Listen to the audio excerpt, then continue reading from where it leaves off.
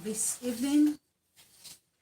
Today on our YouTube Live, we're going to talk about some misconceptions, some myths about sex education. Thank you for joining me. This is Class Online School where we discuss educational stuffs. Okay, we run the Nigerian curriculum from JS1 to SS3. We have counseling section on issue arising, and we have sex education. So we are more into the sex education this time around, because we see that it's an education that needs our immediate attention. It requires our immediate attention because a lot of the homes are not doing their due diligence. A lot of young ones are not paying attention to what the home is saying.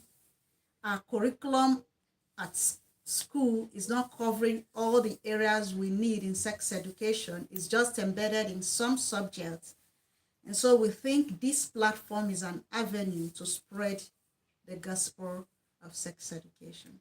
Sex education covers a whole range of areas.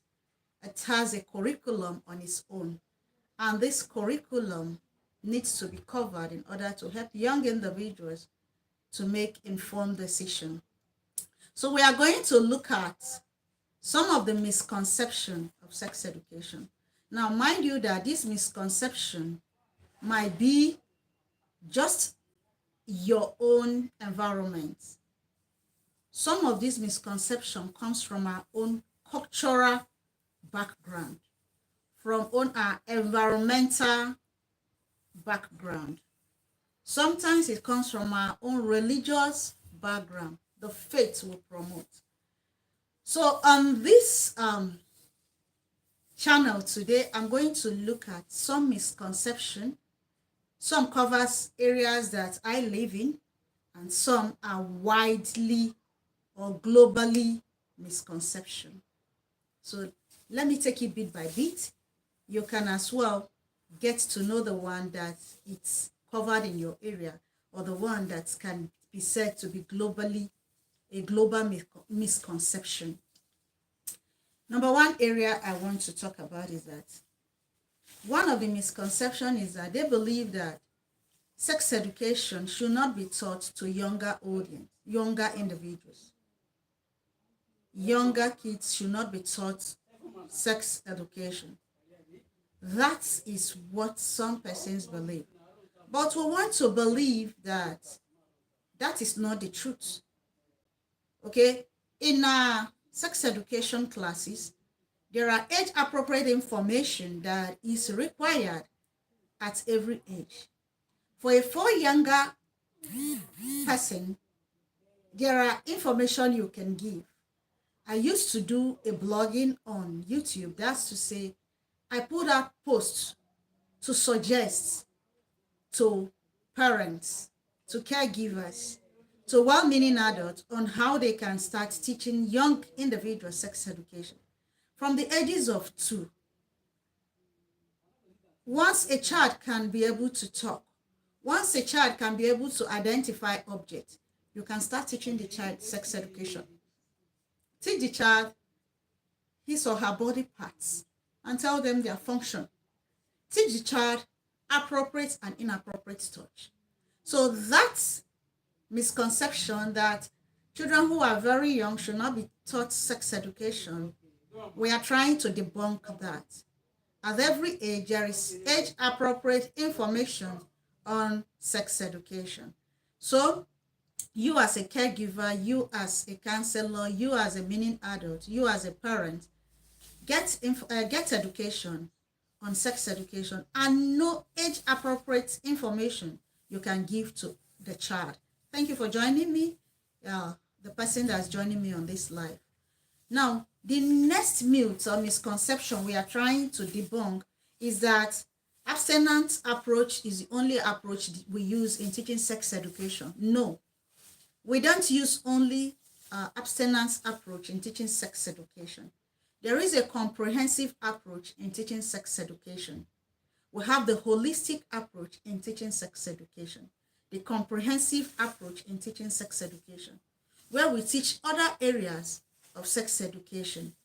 We have the abstinence approach, we have the abstinence plus approach, we have the faith approach, and different other approaches that can be used to be taught sex education. But as a sex education instructor, we look at it from its holistic view. We don't look at the faith approach alone. We don't look at abstinence alone. We equally use all of these, and then we equally use the abstinence plus approach. That's to say abstinence plus other approaches to sex education. We use that in teaching sex education. Now, that is another area that people have misconception, that why they don't like sex education is that it focuses on abstinence alone. No. If you get to understand how sex education curriculum is structured, you understand that that is not the approach it covers alone. There are a lot of approaches it covers. That's why we have gender identity, we have safe sex, we have contraceptive, okay, we have puberty, and other areas that sex education covers. Then another myth I want to debunk is that sex education should be taught by parents alone. Now, where are you leaving the schools? Where are you leaving organization? Where are you leaving educators? The parents alone should not teach sex education. In as much as we advocate that the parents should be the pioneers in teaching sex education, they should be at the pinnacle. They should be at the forefront in teaching their children sex education. Caregivers should be the first to expose the children to sex education. We don't always agree that the home alone should teach sex education. What of the organizations? What of us instructors that are out here to give you updated information on sex education? So it is not just the home. It is the duty of a number of individuals, all stakeholders that are involved. All hands should come together. Let's work at this as a team to put out this knowledge out there to help young individuals make informed decisions. Young teenagers, preteen, young adults, they need this education. So let's all come together to make this information widely put it widely out there, shout it out, let people see what it covers. Then another myth or misconception I want to debunk again is that sex education should not be taught to preteens or teenagers, most especially teens, because it will make them to become sexually active. That when teenagers are exposed to sex education, it makes them become sexually active. That is a misconception. Research have it that young individuals, teenagers, preteens that have been taught sex education from a young age make informed decision. They are well informed. Research have it that once an individual understands his sexuality, it helps the child to delay sexuality. Thank you for joining me. For those of you joining me, I am trying to talk about some misconception on sex education. We're trying to debunk some of the misconception, some of the baggages we have, some of the things we were taught about sex education. So we are saying that preteen teenagers should be taught sex education beforehand. It helps them to make informed decisions. It helps them to understand their sexuality. It helps them to understand the real process and help them to understand when to say no, when to know that this touch is not a proper touch, and when to run away from dangers and situations that will put themselves in danger, that will make them put themselves in danger, and that will make them to be sexually active when they are not ready.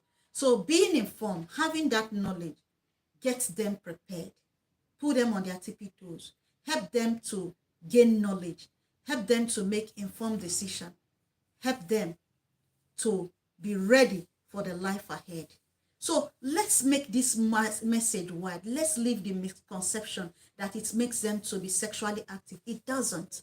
It helps them to be well prepared, well informed, well knowledgeable for what is ahead of them and what is going on in their body. Remember, an aspect of sex education has to do with puberty, what goes on in the body, how they have to handle these changes, and how these changes will not put them into trouble. That is one area of sex education. We are debunking the misconception that we are having around our culture, our environment on sex education. Then we have another misconception that a comprehensive sex education undermines family values and cultural beliefs. No, a comprehensive sex education, as instructor, when we teach sex education, we understand that people have various belief systems, various cultural norms, various faiths that they uphold to. We don't tell you to put down your value system. We only give you information to be well informed about your sexuality. We give you information that will make you well prepared. Prepare your children, prepare yourself on how to give out this information and how you can harness this education to your belief system, to your cultural belief system, to your faith. If you want to take it in the abstinence approach, okay, we will teach it in the abstinence approach. You will take that. Why we equally take other approaches that is acceptable to other people's in their own value system, in their own belief system, in their own structure as individuals. So we take sex education in its holistic form. We don't distinguish whether you're taking it from the abstinence point of view. In as much as abstinence is the main key of us teaching sex education, there are other approaches. That's why I told you in the onset that there is the abstinence plus approach. That's to say abstinence number one, because that is what will protect them majorly. Then the plus are other approaches that will support the approach you want to believe in. And so a comprehensive sex education, look at sex education from the holistic view. Then you know how you're going to incorporate it into your belief system. We don't put down any belief system. We don't put down any cultural beliefs, but we just teach it in its holistic view, respecting your boundaries, respecting your view, leaving you to make informed decision on what you want to take and what you want to leave. That's another misconception that is only on abstinence alone. No, we take other areas. Then sometimes they said sex education teaches all about intercourse. That's not true. Sex education does not deal on intercourse alone. Thank you for joining me. Are you subscribed to the channel? If you've not subscribed, join us. Okay, we discuss sex education on this channel. We talk about things that will help our children and help us as a family. We create family-oriented content. So thank you for spending your evening with me. And so we don't only teach about intercourse in our sex education. Sex education comprises of a whole lot of areas. Its curriculum is big. We talk about puberty. We talk about relationship. We talk about gender identity. Okay, we talk about safe sex. We talk about contraceptive. We talk about consent. A whole lot. The list is so unexhaustive. So when you look at sex education and you think it is just about the intercourse that we teach in sex education, no. Sex education, it has a robust curriculum. It's wide. If you have an effective sex education in your home, it will help you to have structure. It will help you to have rules. It will help you to have children who are well informed, who think creatively, who think analytically, who are ready to accept instruction because of the way you have structured the way you teach sex education. Okay? So sex education does not just cover areas of intercourse alone. It covers a whole range of areas. We teach puberty here. We teach consent. We teach contraceptive. We teach healthy relationship. We teach online aspect of sex education that will protect your children from bullying, online relationship, online dating, and a whole lot of it. It's on this channel. I've dealt with some of these topics. If you are new to the channel, navigate through the videos, you will see some of these videos, and some of them are coming up again. Then, we are still debunking the misconception on sex education. All right? We are told that Children should go learn sex education from the internet in this era of internet. That the Gen Z group of people who have come to meet the internet should go learn it in the internet. So if they learn it in the internet, are you able to filter what they take in? There are age-appropriate information that have to be absorbed. So if you expose them to the internet, a child that is 7 years cannot comprehend like a child that is 14. A teenager and a preteen cannot be taught the same thing in sex education. So if you allow your children to go learn online, go learn on the internet, they are going to have information overload at a time. There's not going to be filtering. There's not going to be streamlining. There's not going to be age-appropriate information that have to be taken in. So sex education should not be left to the internet alone. Children should not be left on their own in the internet to learn sex education. Try to filter it as a caregiver. Try to see information that is appropriate for a particular age. What are the age limits in your home? What are the age you think this information will be appropriate for your child? So that misconception of go and learn in the internet, go and learn in the environment, go and learn in the school, home should relax. No, the home have a duty to give.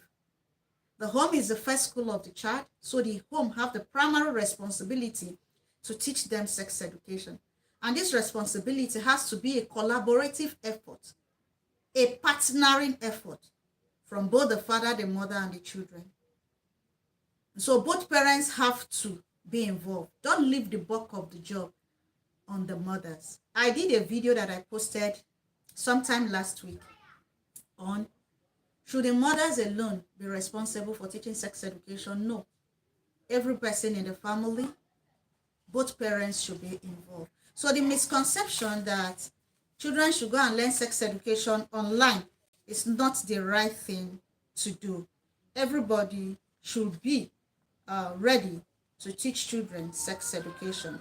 And so comprehensive sex education is required to make a child function effectively. So I have debunked a lot of misconception. I've talked about that sex education should be taught to different ages, both to young individuals and to teenagers.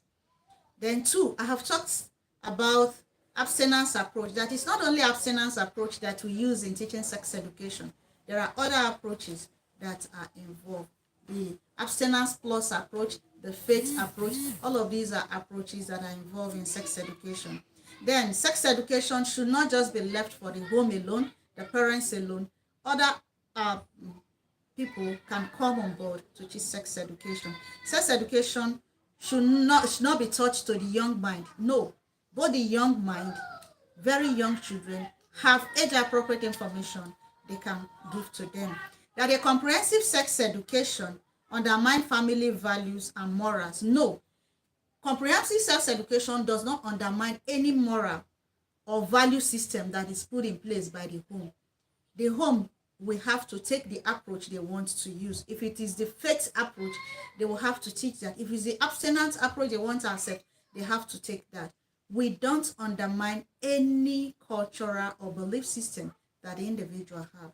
And then sex education is not effective in reducing teenage. Okay, I've not talked about this. That sex education does not help in reducing teenage pregnancy, STDs, and STI. That's a big lie. Creating awareness on sex education have helped some young individuals not to be sexually active at a young age, and that have prevented them from becoming teenage mothers and teen fathers. And it has equally helped them not to contact sexually transmitted infection and diseases that will jeopardize their future or hurt their health. So sex education have done a lot in this area.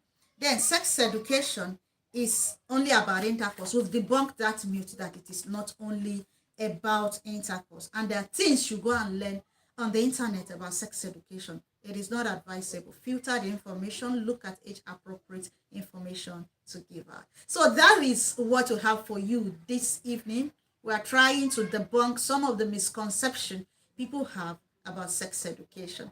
So if you are just joining us, we're about to end the live, watch the replay, see areas that people have misconception about sex education.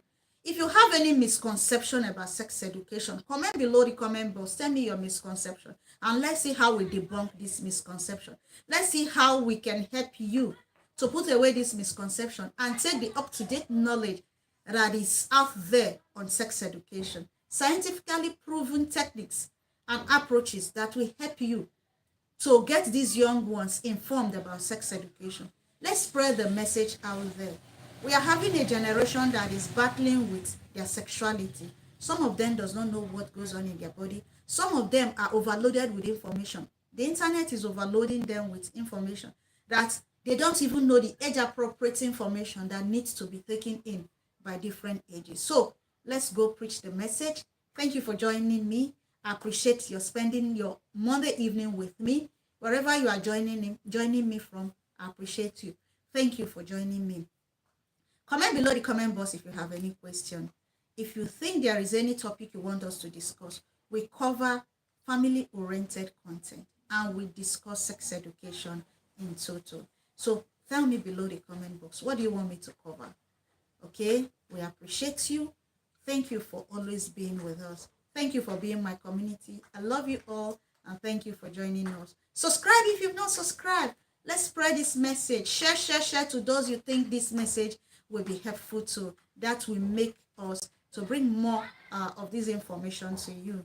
Until next time, thank you for joining me.